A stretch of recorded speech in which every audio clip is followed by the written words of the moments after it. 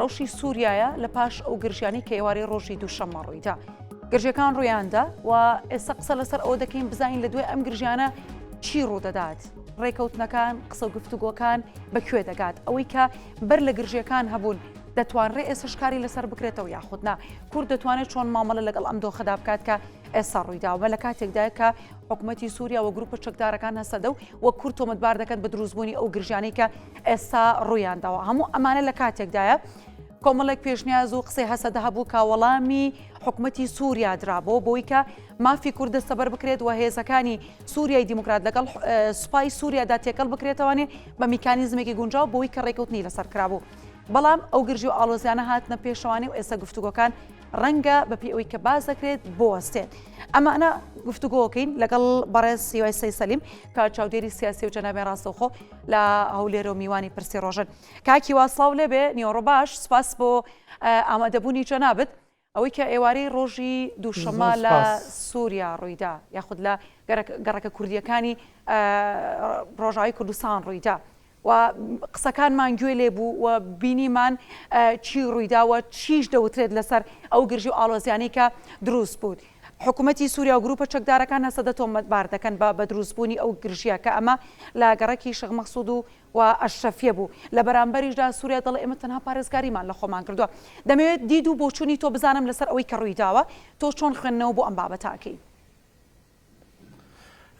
زۆر سپاس. ئەم دوو گەڕەکە گەڕەکی ئەشرەفیە و شێخ مەقسوود دوو گەڕەکی گەورەی زۆرینە کوردن لە شاری حەلەب. شاری حەلەب دووەم گەورە شاری سووریایە لە ساڵانی دەستپێکی شۆڕش لە سووریا بووم بە ئامانجی هێزە تیرۆریستەکانی داعش و هەموو هێزە ئیسلامیە توندڕەوەکانی تر. لە دوای کەوتنی ڕژێمی بەشار ئەساد ئەو شارە بە خصوصیەتی خۆی بەوەی کە ئەو دوو گەڕەکە و بەشێکی گەڕەکانی تریش بەڕاستی هێزە کوردیەکانی سەر بە هەسەدە و ئاسایشی هەسەدە تیایدا باڵا دەست بوون خەریک بوو لەگەر کەوتنی بەشار ئەساد ئیتر گرجەکان ڕوو لەو شارە بکەن لەبەرەوەی بتوانن جلەوی دەسەڵاتی ئەمنی لەو شارە لە دەست کورد دەربێنن. بەڵام بە هەسەدە بە هەم ئیرادەی سەربازی و هێزی خۆیەوە و هەمیش دواتر بەو ڕێکەوتنە ئەمنیەی کە لەگەر دەسەڵاتی ڕاگوزەری ئەحمەد شەرع کردی تواندرا یعنی ڕێکەوتنێک لەسەر مانەوەی هێزە ئاسایشەکانی سەر بە هەسەدە لەو دووگەڕەکە بمینێنەوە. بەڵام پاشە هێزەکانی هەسەدە پاشەکە شە بکەن لە فڕۆکەخانەی حەلەب کە لە چوارچێوەی ئەو ڕێکەوتنامەی کە لە نێوان هەردوولا هەبوو. بەڵام لەو کاتەوە تا ئێستا کە ئەم ساڵ یادی ساڵ ڕۆژی کەوتنی بەشار ئەسەد و گرتنە دەستی دەسەڵات لەلایەن هێزەکانی ئەحمەد شەرع کرایەوە دەبینین ناوناوە ئەو هێزانەی کە ئێستا پێکاتەی دەسەڵاتە سەربازی و ئەمنیەکەی ئێستای شامیان پێکێناوە لەوانە پێکدێک کە ڕۆژگارێک لەگەر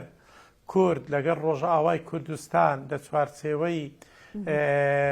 شەڕی تیرۆر ئەوان لە بەرەی تیرۆر بوون شەڕی کوردیان دەکرد بۆیە ناوناوە بیان و بە کورد دەگرن و هانیش دەدرێن چکەوە بەدەزانین گرژی ڕۆژی دووشەممە هاوکات بوو لەگەر چوونی شاندێکی باڵای دیبلۆماسی سەربازی دەوڵەتی تورکیا بۆ شام بۆ دیمەشق کە پێکات بوو لە وەزیری دەرەوە وەزیری بەرگری سەرۆکی میت یعنی لە خۆڕان نییە یعنی جارێکی تێر بارودۆخەکە لە حەلەب دەقێتەوە تەقینەوە کەشی هاوکات دەبێت لەگەر چوونی ئەو شاندە بۆ ئەوێ بۆیە بەڕاستی بەتابەتیش هاکان فیدان دەزانین پەیوەندیەکی بە چوونی ئەو وەفتەی تورکیاوە بۆ هاکان فیدان پێم وابێ خۆشت ئەدوێت باسی ئەوە بکەی. هاکان فیدان لە کۆنفرانسی ڕۆژنامانێکە باسی ئەوەی کرد وتی ئەوەی کە لە دەی ئادار ڕێکەوتنی لەسەر کراوە یاخود ئەوەی ڕێکەوتنی ئادار نەچۆتە پێشەوە و ڕێکەوتنی لەسەر نەکراوە یعنی ڕووی قسەکانی لە هەسەدە و کورد کرد وتی کورد هاوکار نەبوو لەوەی کە ئەم ڕێکەوتنە نەچۆتە جێگە و ڕێگەی خۆی. جا من دەهاتم قسە لەسەوە بکەم خۆت دقیق باسیەوەت کرد. ڕێکەوتنەکە لە نێوان ئەحمەد شەرع و لە نێوان ژەنەڕال مەزڵوم عەبدیە تەڕەفی نیزا تەڕەفی دەوڵەتی سووریا و تەڕەفی کورد لە ڕۆژاوای کوردستانی سەر بە سووریایە. یعنی ئەگەر هەر بەس خوێندنەوە بۆ بکەین، یعنی چ پێویست دەکات دەوڵەتی تورکیا دەسوەردان لەوە بکە ئاستەنگ لە بەردەم ڕێکەوتنەکە دروست بکە. نا ئەوەی ئێمە زانیاریمان هەیە ئەوەی تا ئێستا ئاستەنگە لەوەی ڕێکەوتنی دەی ئازدار جێبەجێ نەکرێ. هێزەکانی سووریای دیموکرات هەسەدا لە سوارچێوەی وەزارەتی بەرگری مۆقعی شایستەی خۆیان نەبینن فشارەکانی سەر دەوڵەتی تورکیا و بەتایبەتیش لە ناو دەوڵەتی تورکیا هاکان فیدانە. بەڕاستی ئەوە ڕێگرا، ئەوە نایەڵێ ئەجینا دەزانین چەند ڕۆژ پێش ئێستا مەزڵوم عەبدی لێدوانی دابوو دەڵێ ئێمە ڕێکەوتنی مەبدەئیمان کردووە بۆ جێبەجێکردنی ڕێکەوتنی دەی ئادار. ڕێکەوتنە مەبدەئیەکە بە ئامادەبوونی هێزەکانی هاوپەیمانان بەتایبەتیش ئەمریکا کراوە لەوەی تەفاسیل و وردەکاری ئەو ڕێکەوتن نامەشی بۆ یەکێک لە ڕۆژنامە ئیسرائیلەکان کە ئۆرشەلیم پۆستا خستە ڕووکە ئەوان بەڕاستی ڕێکەوتنیان کردووە. ئەوان هەموو ئامادەیەکیشیان هەیە بۆی ڕێککەون، بەڵام بەداخەوە دەوڵەتی تورکیا بەتایبەتیش وەزیری دەرەوەیان هاکان فیدان لە بەرژەوەندی وڵاتەکەی نابینێت کە دۆخی سووریا و ڕۆژاوای کوردستان سەقامگیری تێدا بێ، بۆیە ئەوان فشار دەکەن ڕۆڵێکی یەکزار نێگەتیڤ دەبینن بۆ ئەو ڕێکەوتنامە شکست بخوا. ئەوەی ڕووشیدا دەرەنجامی ئەو دەسوەردانەیە ئەو گروپانەی کە نزیکن لە خۆیان لە هەمشات و لە سوڵتان سلێمان و لە کۆمەڵێک ئەلویەی کە پێشتر لە چوارچێوەی بەرەی نەسرەت دەوڵەتی تورکیا پشتیوانی لێدەکردن ئێستا بەشێکن لە مەنزومەی دیفاعی دەوڵەتی سووریا بەهاندان و بە تیختیخەدانی تورکیاوە کێشە بۆ کورد لە حەلەب دروست دەکەن. بۆیە دەبینین هاوکات لەگەر دروستبوونی کێشەکە هاکان فیدان تۆمەت بۆ کورد دروست دەکات لەوەی کە پێی وایە ئەوان لە ژێر کاریگەری دەوڵەتی ئیسرائیل نایەنەوێ ئەو ڕێکەوتن نامە جێبەجێ بکەن. بەس کاکیوە ئەو مامەڵەی حکوومەتی سووریا وەروەها گروپە چەکدارەکان کە ئێوارە ڕۆژی دووشەممە کردیان تەواو پێچەوانی ئەو قسانە نییە کە خۆشیان باسی دەکەن یاخود حکوومەتی سووریا و دەنگی سووریا باسیێوا کاڵێ ئێمە دەمانەوێت کاتێک ڕێکەوتنەکەین یاخود سووریایەک بنیاد بنین بەبێ ئەوەی کە ئێمە چواردەورەکەمان یاخود دەستوەردانی دەرەکی و یاخود لە ناوخۆی وڵاتەکەشدا هەبێ. کەواتە ئەمە زۆر زۆر بە ئاشکرا دەبینرێت کە لەسەر شاشەی تیڤیەکانەوە بە دیار چاوی کامێراکان و کە هەموو دنیا دیبینی هاکان فیدان دێ بە ئاشکرا دەزوەردان دەکات و دەتوانین بە جۆرێک لە جۆرەکان بڵین حکوومەتی سووریا گروپە چەکدارەکانیش دوای قسەی هاکان فیدان کەوتون هەرچەند کاتژمێرێک دوای قسەکانی هاکان فیدان ئەو گرژێ دروست بوو. ئەمە پێتوانێت تاو پێچەوانێ و بە ئاشکران پێچەوانێ دەبینڕێ. بەڵێ ئەوەی لە سووریا دەگوزارێ بە دڵنیایی و 100% زادەی دەسوەردانی زەقی دەوڵەتی تورکیا بە کاروباری ئەوان. یعنی ناکرێت تۆ بەتایبەتیش ئێمە دەزانین دوای ئەوەی پەیوەندی دیبلۆماسی نۆرمەڵ لە نێوان سووریا و تورکیا کرایەوە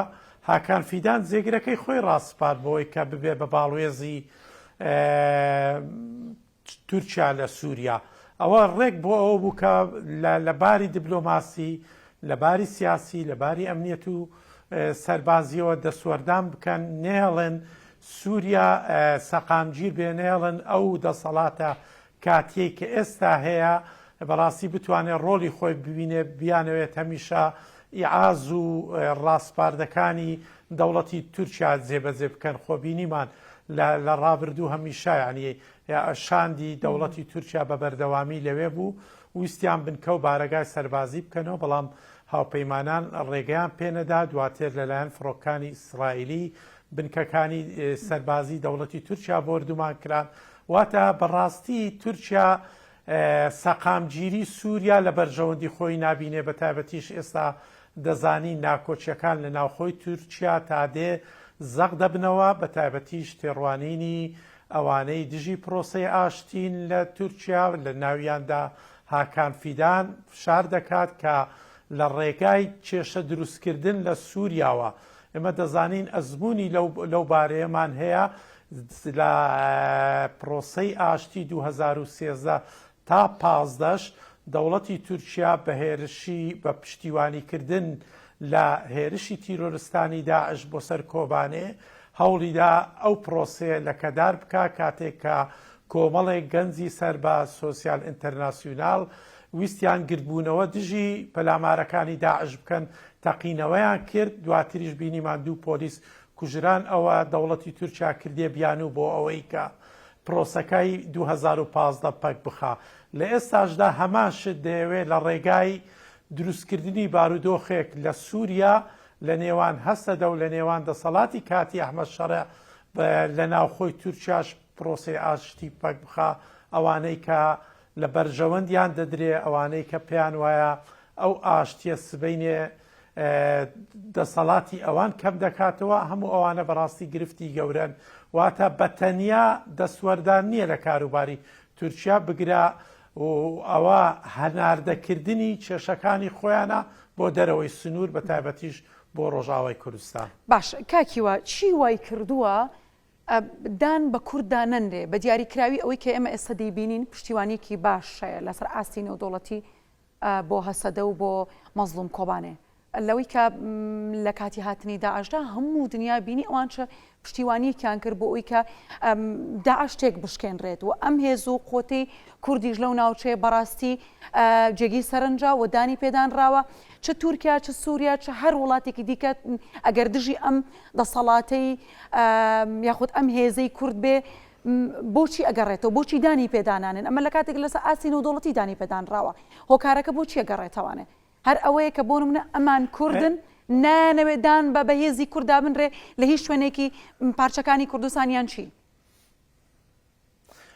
ئەو هێزەی کە بەیعەتیدا دەسەڵاتی ئەحمەد شەڕە بەڕاستی ئەو هێزە بوون کە دەتوانین بڵین دژی ئەزمموی ڕۆژاوای کوردستان بوون لە 2011ەوە کە دەرفەتێک بۆ کورد لە ڕۆژاوای کوردستان دروست بوو دواتیش لە شەڕی داعش بینیمان کە هێزەکانی هەسەدا شەروانانی ڕۆژئاوای کوردستان بە کوڕ و کچەکانیانەوە لە زیاتی هەموو دنیا شەڕی تیرۆریان دەکرد ئەوانش پشتیوانیان لە تیرۆر دەکرد ئەو هێزانەی کە ئێستا دەتوانین بڵێن چ ئەوانەی وابەستەی دەوڵەتی تورکیان کە من ناوم هێنان هەمشاتە سوڵتان سلێمانە کۆمەڵێک ئەلویەی تکەی سەربازین چ ئەوەی کە لە چوارچەوەی هەیئەی تەحریری شام وەکو هێزی تیرۆری ئینتەرناسیۆنال لە چیسانەوە بگرە لە ئەفغانستانەوە بگرە ئۆگۆری سین بگرە هەموو ئەوانە ئێستا لەوێ کۆبوونەتەوە بەڕاستی جیاوازیوان لەوەیە ئەوان لە پشتی تیرۆرن کووردا کۆچی لە مافەکانی خۆی دەکات بۆیە ئەوانە بەڕاستی بەرژەوەندیان لەگەر یەک هەڵناکە ئەوان دژی کوردن دەیانەوێت ئەو دەرفەتی ئێستای لە ڕۆژئاوای کوردستان هەیە لە باری ببەن جگا ئەو پشتیوانەی هاوپەیمانان کە لە کوردی دەکەن لە باری ببەن دەبینێن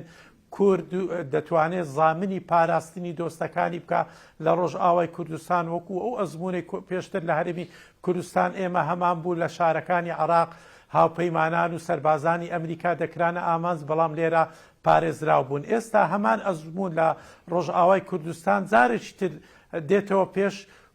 کورد زامنی پاراستنی هێزەکانی هاوپەیمانانە بەڵام ئەوان لە کۆبوونەوەی ڕاستە و خۆیان هێزە ئەمنیەکان دوو سەربازی ئەمریکی دەکەنە ئامانز جیاوازیەکە لەوەدایە بەڕاستی کورد داکۆچی لە مافەکانی خۆی دەکا ئەوان دژی مافەکانی ئێمە و ناشانوێ بستنە ژێرباری ئەوەی کە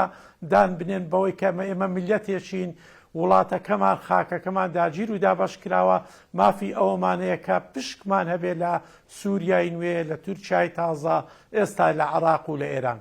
باش کاکیوە قسەیەک هەیە لە بەرامبەر هەسەدە و کورد دەکرێت لە ڕۆژاوای کوردستان دەوترێت ڕۆژاوای کوردستان هەسەدە پەیوەندێکی باشی لەگەڵ ئیسرائیلدا هەیە یاخود بە جۆرێک لە جۆرەکان هەماهەنگیەک هەیە ئەمەش لە قسەکانی یاکان فیداندا هەستی پێ دەکرێت و بەشێکی ئەوەی کە دژایەتیشی دەکرێت دەگەڕێتەوە بۆ ئەمە لەسەر ئەمە چیەڵیت؟ بەڕاستی من هەر بۆ خۆشم لە بەرنامەم بوو شتێ بنووسم با ئێمە لەو تۆمەتانە نەترسین ئێمە لە تۆمەتی ئەوە نەترسین کام وڵاتی عەرەبی هەیە لە 21 وڵاتەکە و بە فەڵەستینیشەوە پەیوەندی لەگەر ئیسرائیل نەبێت ئایا تورکیا پەیوەندی لەگەر ئیسرائیل نییە؟ تورکیا یەکەم وڵاتی ئیسلامی بووە کە ئەطرافی شەرعی سیاسی دیبلۆماسی بە دەوڵەتی ئیسرائیل کردووە تورکیا ڕێکەوتنامەی ئەمنی استراتیزی هەیە لەگەر ئیسرائیل. تورکیا لەگەر ئیسرائیل کۆمپانیای دروستکردنی کەشتی دەریایی هەیە. یعنی بۆ ئێمە لەو تۆمەتە بترسین ئیسرائیل کاتێک دەست بۆ کورد درێژ بکە ئێمە نەوێرین لە ترسی ئەو تۆمەتە دەست بۆ ئیسرائیل درێژ بکەین. نا ئەمە تۆمەتێکی هەڵباسدراوە بە پێچەوانەوە خۆیان هەموو وڵاتانی ئیسلامی باشترین پەیوەندیان هەیە. ئەوان لە چوارچێوەی ڕێکەوتنامەی داودی ئێستا دەچنە نێو پرۆژەی استراتیزی مستەقبەلی. تورکیا ئۆجەلان کە ڕادەستی تورکیا کراوە ئیسرائیل گرتی لە ئەفریقا گرتی و یۆنان دەستی تێدا بوو، بەڵام منەفزی ئەو خوتەیە بەڕاستی ئیسرائیل بوو. باشە بۆ کورد بترسێ لەوەی ئەگەر ئیسرائیل لە چوارچێوەی پشتیوانیکردنی لە درۆزەکان داکۆچیش لە مافی کورد بکە بڵێ نابێ کورد بەڕاستی قەتل و عام بکرێت. باشە فەرموو با تورکیا کورد قەتل و عام نەکا، با سووریا کورد قەتل و عام نەکا، با عێراق بستە ژێرباری و ئێران کورد لە سێدارە نەدا. ئەو کاتە ئێمەش پێویستمان بۆ نابێت کە تۆمەتبار بکرێن کە دۆستایەتی ئیسرائیلمان هەیە. هەمویان هەیتیان هەمویان بەرژەوەندیان لەگەر ئیسرائیل هەیە، بەڵام ئەوەی پێی تۆمەتبار دەکرێت ملەتێکی ژێردەستەی وەکو کووردا کە بەداخەوە بۆیە بەڕاستی ڕۆژیەوە هاتووە ئێمە لەو تۆمەتە نەترسین و بە پێی بەرژەوەندیکانی خۆشمان هەنگاو بنێن. هەر کەسێ پشتیوانیمان لێ بکە، هەر کەسێ زامنی مافەکانی ئێمە بکە، ئێمە دەستی بۆ درێژکەین. باش کاکیوە ئەوەی کە ئێوارەی دووشەمە ڕوویدا لە کاتێکدا بوویت لە سەروبەندی ئەوەیە بوو بێن حکوومەتی سووریا وەروەها هەسەدا قسە لەسەر ئەوە بکەنیتر یاخود بە جۆرێک لە جۆرگان حکوومەتی سووریا با بەم شێوازە بێڵم حکوومەتی سووریا لەسەر وەڵامەکانی هەسەدە گفتوگۆ بکات بۆی کە ئیتر بکەونە ڕێککەوتنی بنبەست و ئەو ڕێککەوتنی دەی ئادار جێبەجێ بکرێت. بەڵام ئەوەی بەسەرداهات کە بینیمان ئەو ڕێککەوتنە و قسە و گفتوگۆیانە بەکوێ دەگات؟ ئەوەی کە ئێوارەی دووشەممە ڕوویدا چەندێک لەسەر ئەو قسە و گفتوگۆیانە دەکەوێت؟ قسەکان ڕێککەوتنەکان دەچنەوە خاڵی سفر یان ئەوەی کە تۆ دەیبینی نا دەکرێت لێو دەست پێ بکاتەوە؟ نا من پێم وانییە جارێکی تر بگەڕێنەوە خاڵی سەرەتا، لەبەرەوەی بەڕاستی کورد ئامادەی تێدایە بۆ جێبەجێکردنی خاڵەکانی ناو ڕێککەوتن نامەکە، بەڵام وەکو چۆن هاتووە وەکو ڕێککەوتنێک کە زامنی مافەکانی کورد بکات، هەم ئەوەی کە لەباری ئەمنی و سەربازی کە ڕێککەوتنی سەربازی لەبارەوە کراوە، هەم ئەوەی کە لە دەستوری ئایندەی سووریا دەبێدان بە مافی کورد بندرێ، هەم ئەوەی کە ئێستا وەکو ئیدارەیەکی خۆسەری خۆبەڕێوەبەری بەڕاستی دان بەو ئیدارێ بندرێت. تورکیا نەگەڕێت ئەوە سووریا نەگەڕێتەوە سووریای زاران و بە سەپاندنی مرکزیەت لە شامەوە بیانەوە حکمی سنووری ئیدارەی خۆبەڕێوەبەری ڕۆژاوای کوردستان بکەن، چونکە ئەزمون ئەوەی سەلمات سیستەمی مرکزی، سیستەمی خۆسەپاندن، سیستەمی سەربازی بەڕاستی سیستەمێکی فاشیلە. دەبێت سووریا و ئەو دەسەڵاتی ئێستا حکمی سووریا دەکات بە لەبەر چاوگرتنی مافی سەرجەم پێکاتەکان لە کورد و عەلەوی و دروز و هەموو ئەوانەی تر بەڕاستی مافیان زامن بکرێت لە دەستوری داهاتوو جێگیر بکرێت. ئەوەش بەوە دەکرێت لە هەنگاوی یەکەمەوە دەست پێ بکەن کە ئەویش جێبەجێکردنی ڕاکەوتنامەی دەی ئادارە کە کورد لەو بارەوە هەموو ئامادەی خۆی دەربڕیوە، بەڵام ئەوە بە شێوەیەک زامن دەکرێت کە ئەو دەسەڵاتی ئێستا لە شام هەیە سنوورێک بۆ دەسوەردانی دەرەچی دابنێت. کاکیوە زۆر سوپاس بۆی کە میوانی کورسان نیوز بووی. سپاس بۆ تەواوی زانیاریەکانت ماندوومان کردی. زۆر خۆشحاڵ بووین. زۆر سپاس بۆ یوسەی سەلیم کە چاودێری سیاسی و چەناوێ ڕاستەخۆ لە هەولێرەوە میوانی پرسی ڕۆژبوون.